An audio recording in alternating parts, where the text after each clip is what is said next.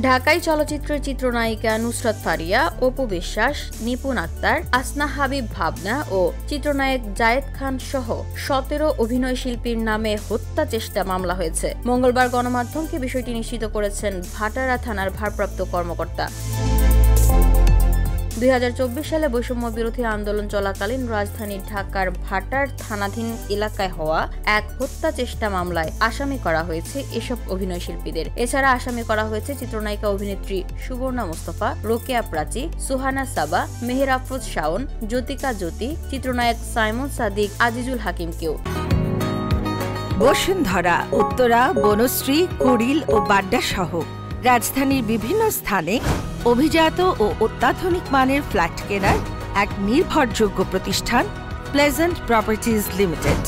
তাই আপনার স্বপ্নের আবাসনের জন্য আজই যোগাযোগ করুন।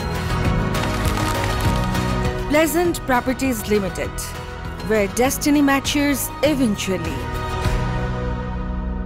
ক্ষমতাচ্যুত শেখ হাসিনা এবং তার সরকারের সংশ্লিষ্ট ২৮৩ জন ও অজ্ঞাতনামা ৩-৪০০ জনের বিরুদ্ধে ঢাকার সিএমএম আদালতে মামলাটি করেছেন এনামুল হক। আসামিরা বৈষম্য বিরোধী ছাত্র আন্দোলন দমন করার জন্য বিপুল অর্থ যোগান দিয়েছেন বলে মামলায় উল্লেখ করা হয়েছে। এ ব্যাপারে ভাটারা থানার ভারপ্রাপ্ত কর্মকর্তা জানিয়েছেন, সব ধরনের আইনি প্রক্রিয়া মেনেই মামলার কার্যক্রম চলমান রয়েছে।